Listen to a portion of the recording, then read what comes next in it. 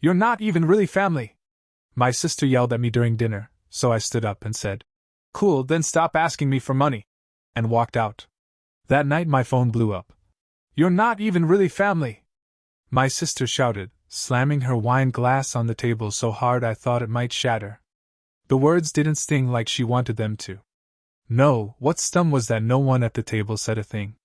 Not Mom. Not Dad. Not even Uncle Kenny, who was usually good for at least a half-hearted "Come on now," when things got heated.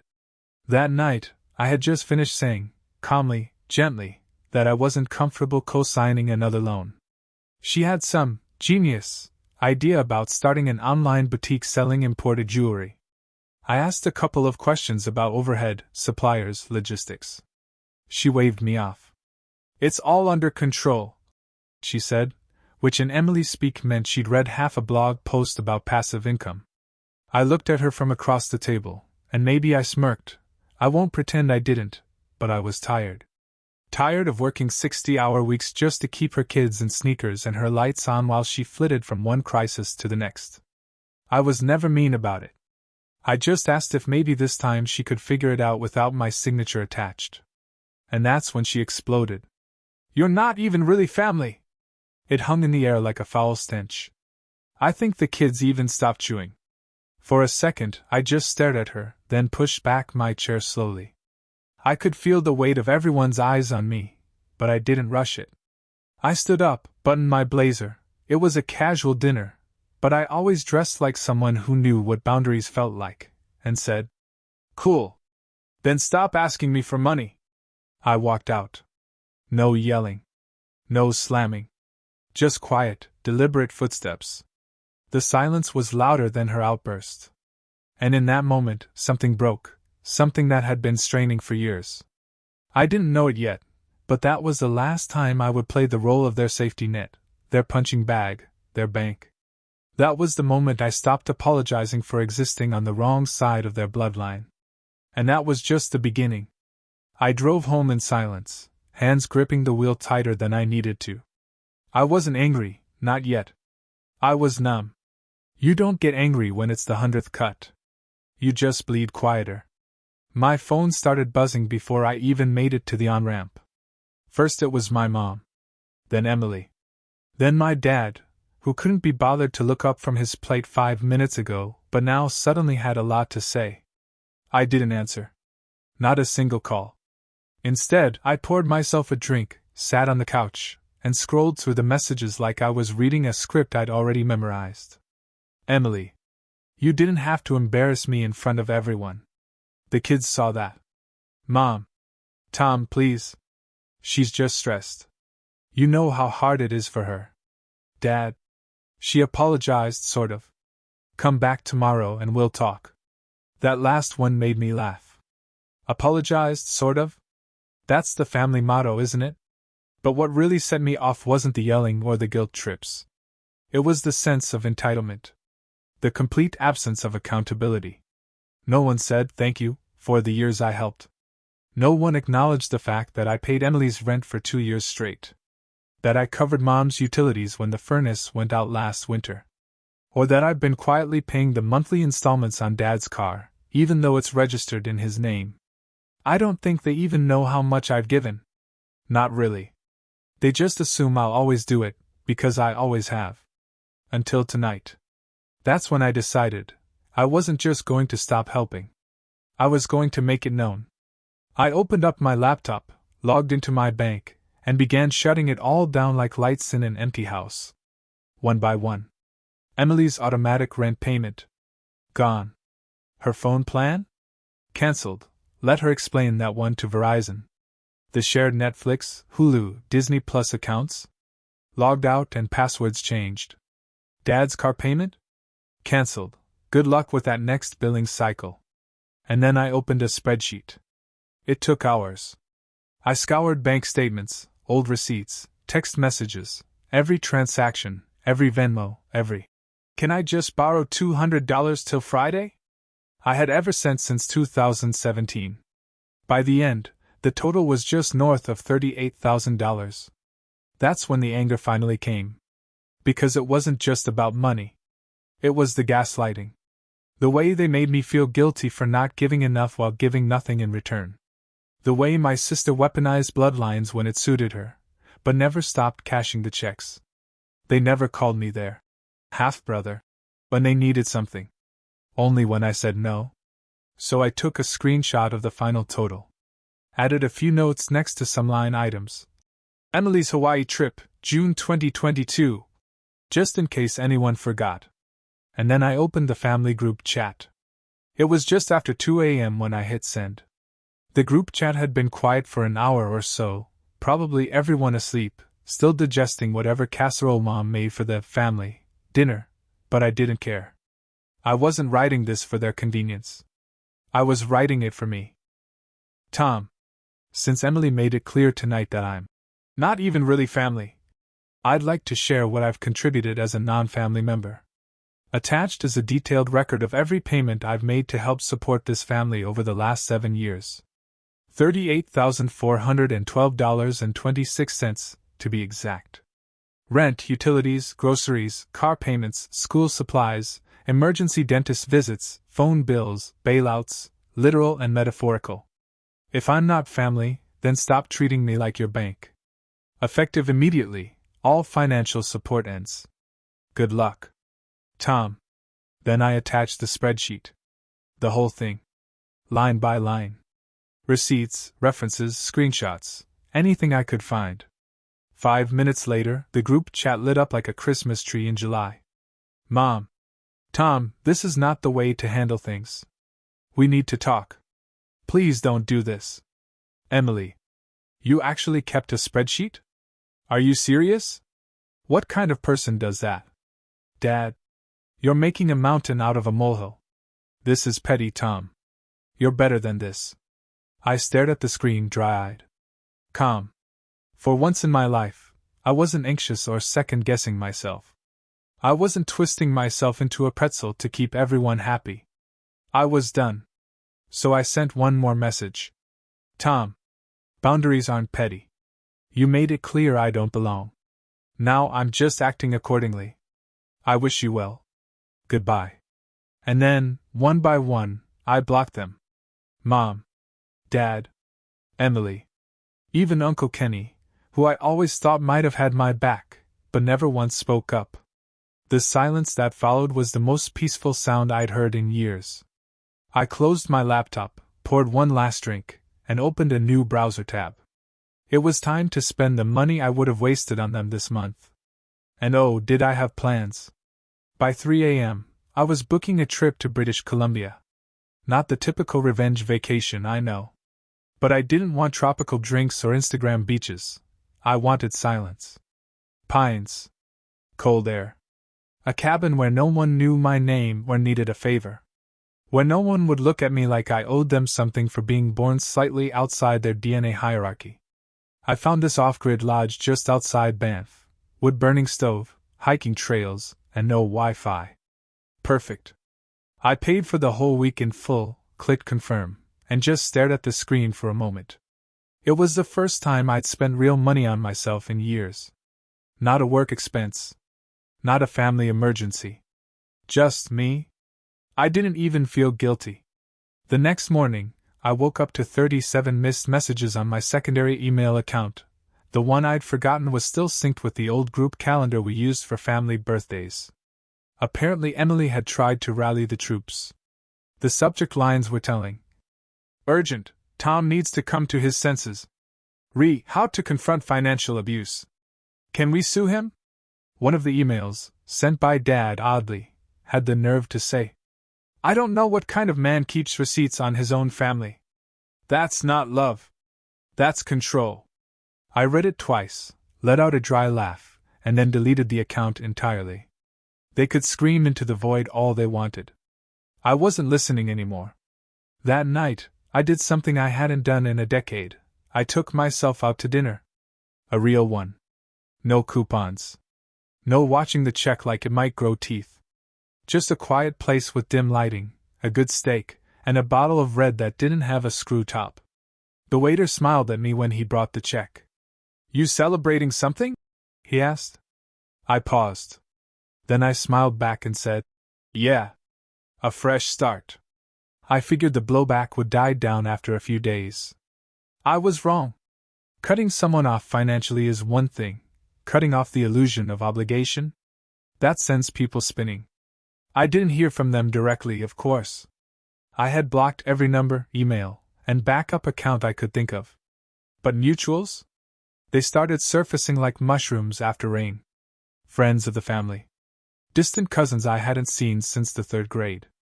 Even my old high school English teacher messaged me on LinkedIn, of all places, to say my mom was deeply hurt.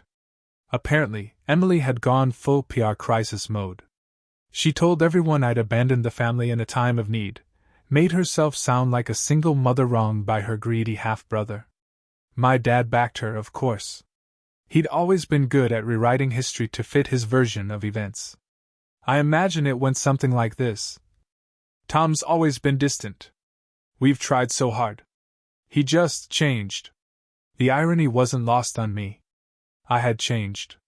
What they didn't expect was that the people I did still talk to, my coworkers, my actual friends, even my therapist, knew better. They'd heard the stories over the years. They knew how many emergencies I'd paid for that somehow always aligned with Emily's shopping sprees or her husband's investments. One of my colleagues, Jess, left a bag of pastries on my desk with a note. Saw your spreadsheet. Savage. Proud of you. She wasn't even kidding. The story had somehow made the rounds at work. I didn't mind.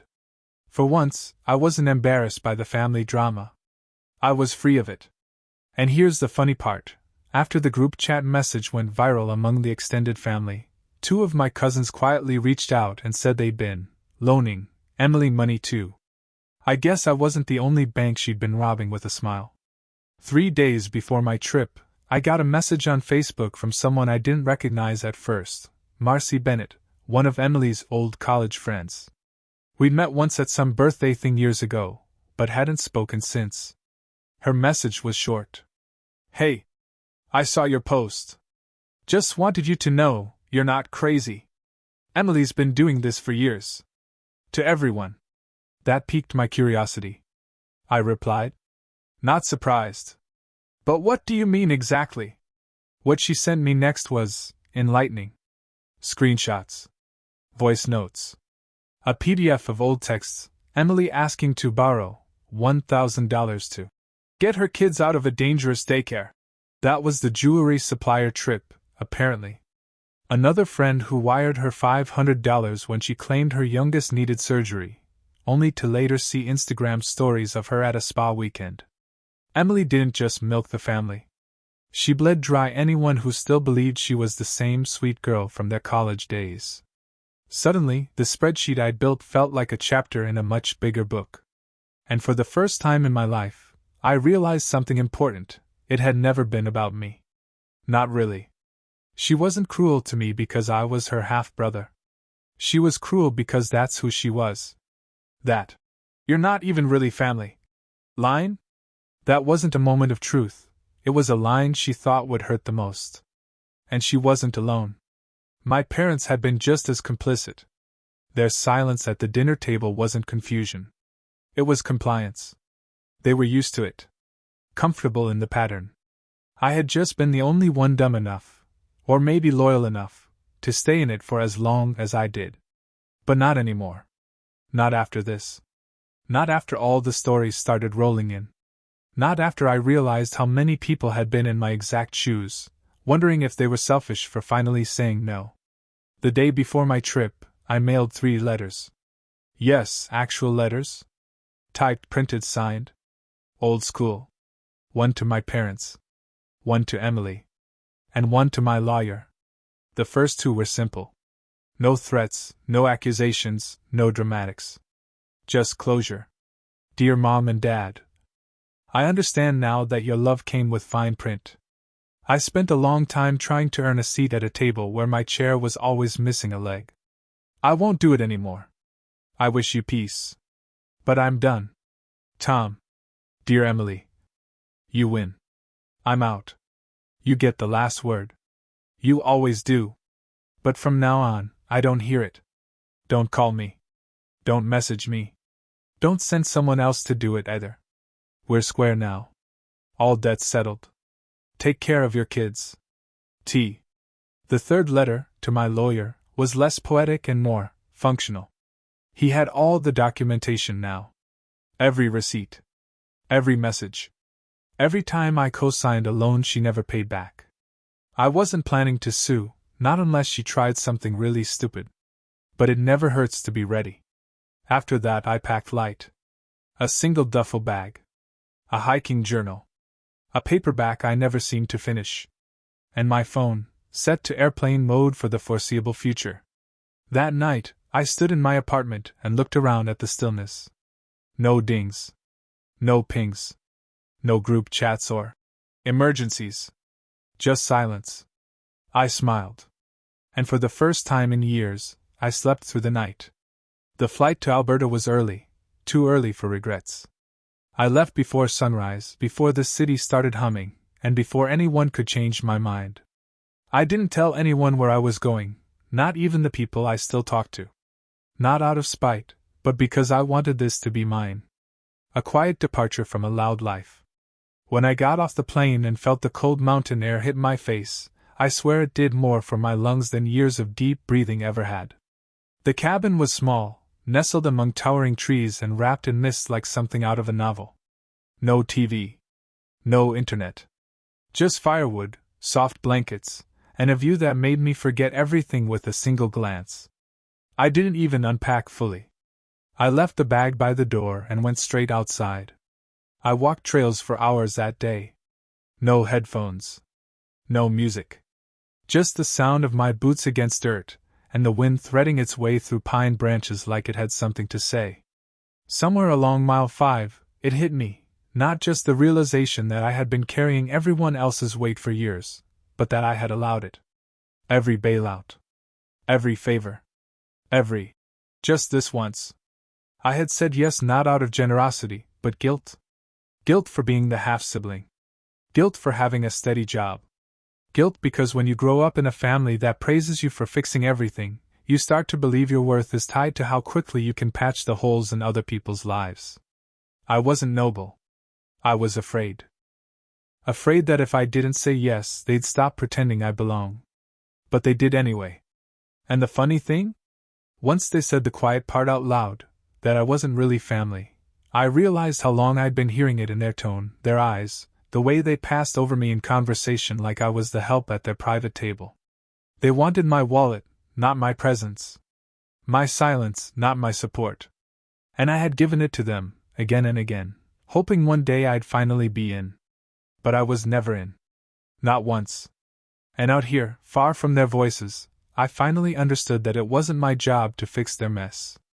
That night, by the fireplace, I cracked open my journal and wrote 2 words. Start over. Not with a new job. Not with new friends. With me. I wrote down everything I'd put off because of them. The trips I never took.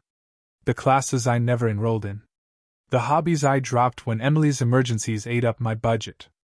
Photography. That was one.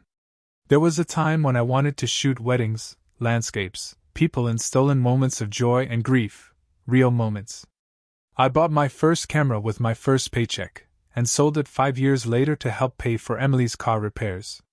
So the next morning, I went into the tiny town below the mountain and bought a camera. Not top of the line, but good enough. The kind that would have made 22-year-old me tear up. And for the next 4 days, I photographed everything: the snow on the roof of the cabin, the frost on a leaf at dawn, an elderly couple holding hands on a frozen bridge. Every shot, a kind of reclamation. Every shutter click, another stitch in the part of me I'd left undone. By the time I left, I felt heavier in the best way. Full. Settled. Not because everything was fixed, but because I had finally stopped waiting for someone else to give me permission to live on my own terms. On the plane home, I turned my phone back on. There were messages, some new numbers, some old ghosts trying again. I didn't read them. Instead, I took a picture out the window, the clouds, the sun melting the horizon, the tiny shadow of the wing like a finger pointing forward. Then I turned the phone off again. Some things can wait. When I got back from the mountains, the city felt smaller. Not literally, of course. Same skyline, same traffic, same rhythm of people marching around like they're late for something important. But something in me had shifted. Like I'd zoomed out just enough to see how much of my life had been built like scaffolding, temporary supports for people who never intended to build anything of their own. The first real change I made was simple. I changed my number. Not a block list. Not a mute or a filter. A clean break. That new string of digits felt like a lock on the front door of my peace. It was one of those subtle things no one really sees, but I felt it. No more late-night guilt calls. No more. Just a quick ask. Voice messages. No more pretending I was okay being the responsible one and the disposable one. And then came the hard part, the quiet days. Because here's the thing about walking away from dysfunction, the silence that follows? It isn't peace right away. It's withdrawal. At first, I kept catching myself in little habits. Holding my breath when the phone buzzed. Checking my bank account, half expecting some new drain. Drafting texts I'd never send, just to say one more thing. That voice in my head? The one they planted years ago? It said, "You're being dramatic. You're overreacting. Families fight. Families forgive. But here's the truth I had to sit with. Families also exploit. And if no one in the room is willing to name that, then walking out is the healthiest thing you can do." So instead of sending a text, I started therapy again. Weekly sessions, no skipping. I told my therapist everything: how Emily had turned help into a full-time job, how Mom weaponized sympathy, how Dad perfected indifference, how I learned to read the emotional weather in a room before I even took my coat off. She said something that stuck with me. "You weren't the problem, Tom. You were the utility." It wasn't that they hated me. It's that I had a function. And once I stopped functioning the way they wanted, the illusion broke. That thought gave me permission to begin something I never thought I'd be brave enough to do: build my own version of family. I reached out to a couple of old college friends I'd fallen out of touch with, not out of drama, just life and distance, and the slow fade that happens when you're always on call for someone else's disasters. To my surprise, they welcomed me back without hesitation. "About time," one of them said when I invited him over for a quiet dinner at my place. "We miss you. Thought you joined a cult or something." I laughed harder than I had in months. I started going out more. Not clubbing or anything wild, just living. Farmers markets. Open mic nights. Saturday morning hikes with no destination. I bought a used bike. Took a ceramics class. Started photographing strangers in the park again, with their permission this time. One Saturday, I sat on a bench with my camera in my lap and watched a little boy run circles around his dad, laughing like his lungs had no limits.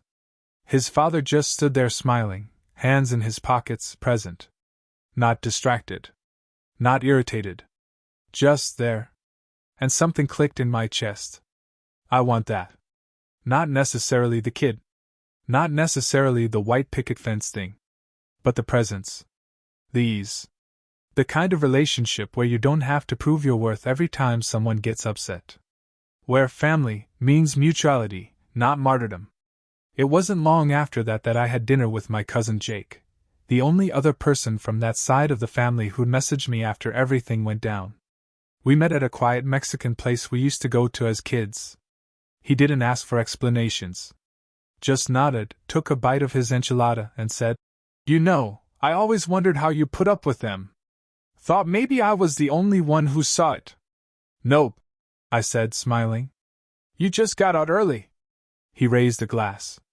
"Here's to staying out." I clinked it without hesitation. And that's the funny part about burning bridges.